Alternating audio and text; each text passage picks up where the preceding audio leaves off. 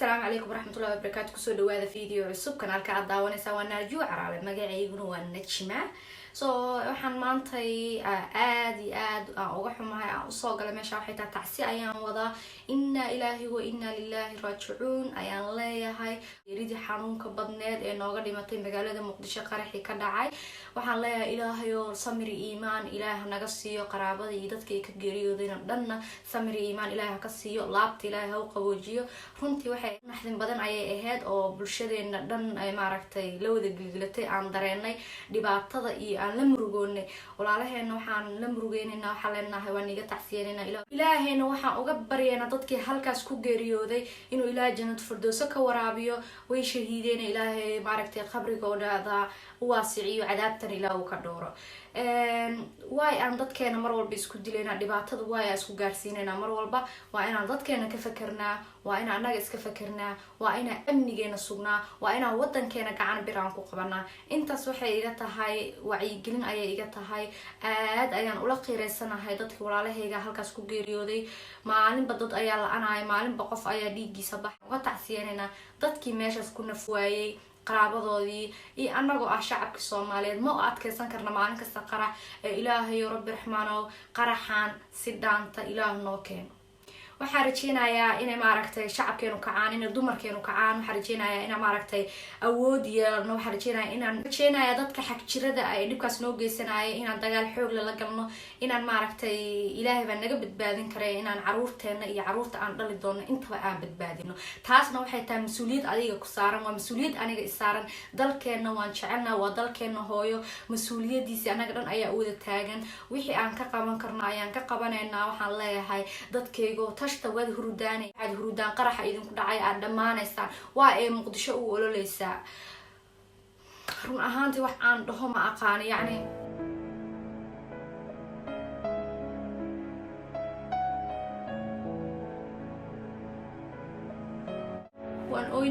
waan oyneynaa waardiin baa gamlabay waan oyneynaa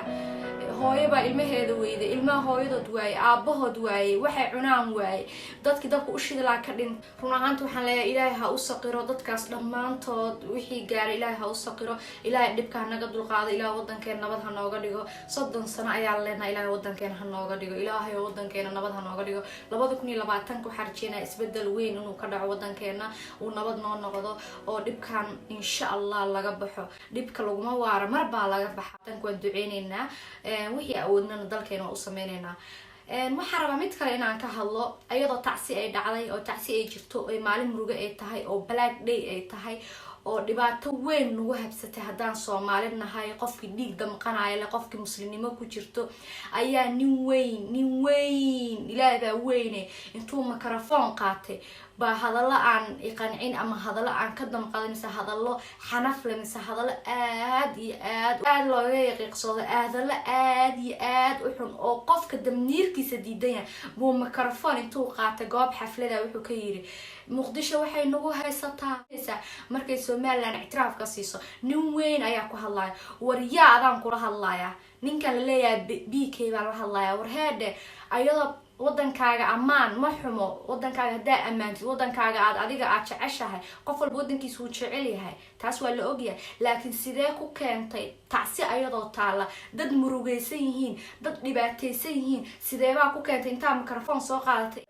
hadaladaas inaad tiri sidee ku keentay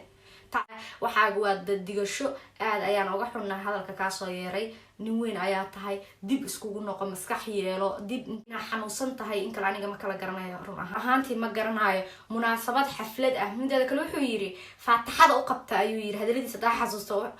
waana arkaysaan hadda inta idinku soo diraayo waxaan ka codsan lahaa inay Soomaaliland sii daayaan iyaguna nabad bay helayaan waayo hadday u ogolaadaan ictiraafkooda qaraxa iyo dhibaataduna way ka baxaysaa waa walaalahood Muqdisho haddii la iga maqlay waxaa loo lahaa Soomaaliland sii daayay haddaan la isxaqirayn waa dad jira madaxweyneyaal fara badan soo maray la isma qariyo anigu cidna kama hibayso Soomaaliland ha noolaato in yar Muqdisho dhibaatada ka dhacday faataxada ha loo qabto mid kale ku weydiiyay walaalo faataxo faataxadii quraanka ee soo teemaan faataxa kala jirta quraankii iyo heeside isku dhaxkantay mikrofoonka aad haysataa waad heesaysaa faataxana hala maraa dadku waxa u soo hor istaagtay inay heystid oo كلمة حرام إيه هستان إيه سدا وسوي استاكي مثلا قرآن إيه فاتح قرآن إيه أبدا إسلام الجلان قرآن إيه هاس إسلام الجلان مال هرت كو حقلا لا أبو هاس قاضي يوم ماشي شو ويمي إن القرآن ده هلا أقريتاس وأقرأ adiga oo dadka wax ka raadinaya waa qalad taasna baroordiiq muqdisho kaama ahayn walaalo qof dhan baroordiiq haday tahay maalin kale munaasabad kale ayaa baroordiiq leh ama meesha ma aragtay maba ahanba meel ugu baroordiiq maba ahanba iyo buuq ka jiro meel ugu baroordiiq ma aha way taas way ka qaldan tahay aad ayaan uga xumahay baroordiiq iyo tacsida waa gooni Soomaaliland amaanitaankeedana waa gooni labo mawduuc oo aad u kala waaweyn ayaa isku soo dhaxfaaqday adiga wax ka faa'iideysanayo qadiyadaada cidna kuuma diidana adiga ayay ku tala adiga ayaa xor ah adiga un ba iswalwaalaya cid ka kala jecel qadiyadaada ama kugu dhibaysa waysan jirin baa jirin jirto sidaan ognahay aan ka fikir waxay tahay wuxuu yiri markii wadankeena itraaf la siiyo yiri ayaa Soomaali ee hagaagaysa oo walaalo su'aal ah ku weydiiye Soomaali ma qaraxa ma idinka ku wada misaha tiri hadalkaaga waxa laga dhansanayaa wacad markii Soomaaliya ay maaragtay itraafka siiso ayay wadankana ee hagaagaysa qaraxa ma adaa u keenay miyaa heshiis la tahay miyaa heshiis la tihiin wal waxaan ku weydiinaya kuwa wax qarxinay miyaa taqaana walaalo taas jawaabta adaa lagaaga fadhiyaa jawaabtaas aniga meel aan u rogo ama meel aan u qaado wallahi inaan garanaynin jawaabtaas adiga fulisid ama idinka fulisaan ama dadkaaga ay fuliyaan taasi waa war cad iyo jawaab cad iyo war isku taag cad mideeda kalena i'tiraaf iyo qarax hada maanta la i'tiraafo qarax say ugu joogsan qolada qaraxa waxayna samaad leedahay inta u tagtay wariyada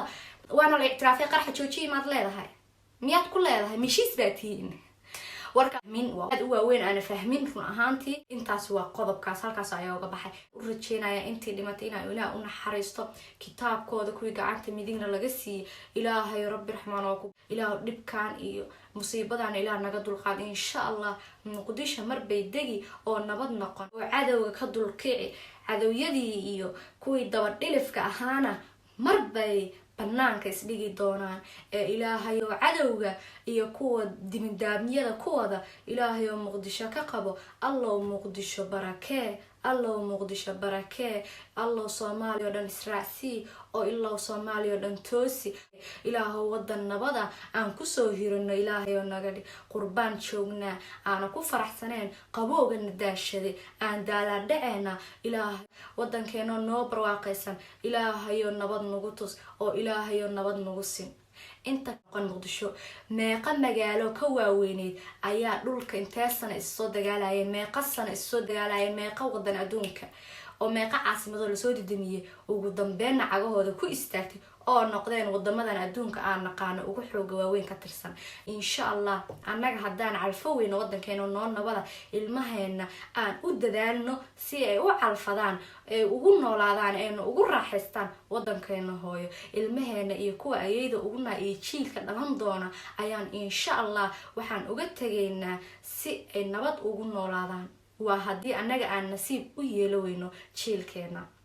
waxaan rajeynayaa inuu wadankeena nabad noo noqdo inuu wadankeena isqa qabsiga ka biga oo hadalkayga soo koobayo waxaan leeyahay dadkayga oo isgarabsada cadawga iska qabta cadow ku heliye iska qabta cadawga idin halaya cadawga niigu habsaday dadkayga oo gacan bira iska alla maxaa dib iyo qaxar inoo soo hoyday الله يو نجسر أيام كسو جبجبينا يا هذا الكيجا إلهي بدك نجد القاضي إلهي أي سجى قني وين على وقت كل عتنك وحرجينا هاي يسبدل وين إنه ودن كي كدعاء جارهان مقالة المقدسة إنه ودن كانش أيام كجبنا يا قلبي جواي مالك صدق أيام لمنا هاي مالك استهوي أيام قبل ما يسمعك الماء هو دوين هاي دبعتها صدق أنا وكدولي نحني لا يهرجنا وكعد ومركنا وكعد أحد حرت شعب كرين مقدسة إسجيجي هاي عدو إسكندرية فيديوغين halkaas ayuu aan ku ekeenayna intaas yarta brodiqda ay ninkaas aan la hadlayo ayuu ahaa halkaas ayuu fiidiyoona ku soo gabagabeynaa fiidiyoogan iyo fiidiyooga xiga intaan ku kulmi doono waxaan idinkaga tagayaa sidaas iyo mac salaama